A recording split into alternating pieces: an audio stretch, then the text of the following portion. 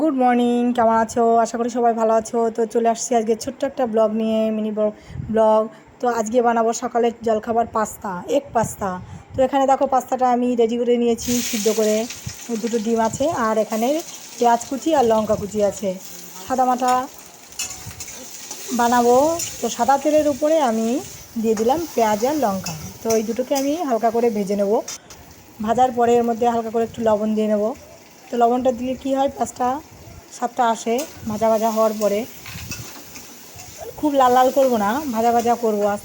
ভাজা ভাজা করার পরে এটা আমি এই তেলেই, মানে এই তেলের উপরেই হালকা করে আমি আর একটু তেল দিয়ে আমি ডিমটা ভেজে নেব।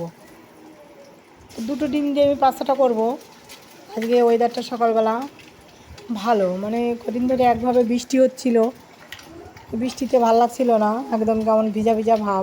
ওয়েদারটা অবশ্য একটু ঠান্ডা এখন, আজকের ওয়েদারটা ভালো, সকাল থেকে একটু রোদ রোদ উঠেছে। তো এখানে দেখো আমি ডিমটা আমি ভেজে নিচ্ছি এর সঙ্গে, খুব কড়া করে ভাজবো না। তো এর সঙ্গে মিক্স করে ভেজে নিয়ে এরপরে দিয়ে দেবো সিদ্ধ করা পাস্তাটা। তো এই পাস্তাটা যখন সিদ্ধ করবে তোমরা, সিদ্ধ করার পরে একটু জল দিয়ে ধুয়ে নেবে, ঠান্ডা জল দিয়ে, তাহলে কী হবে, ওটা গায়ে গায়ে লাগবে না, ওটা ছাড়া ছাড়াই থাকবে। আর যখন তুমি ওটা নাড়বে তখন ওটা একদম খুন্তিতেও লাগবে না, কড়াতেও লাগবে না।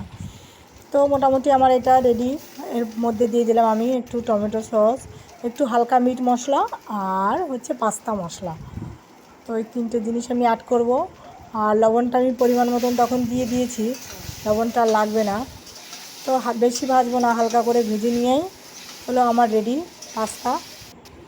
তো আমি এখন পরিবেশন করব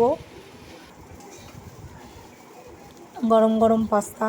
তো তোমরা কে পছন্দ করো পাস্তা কমেন্ট করে বলবে, আর কেমন করে তোমরা খাও এগ পাস্তা। আমি এরকমই করি, যারা শসা স্যালাড দিয়ে খাও তারা খাও, এখন শসা নেই। তো ভালো লাগলে লাইক কমেন্ট অবশ্যই।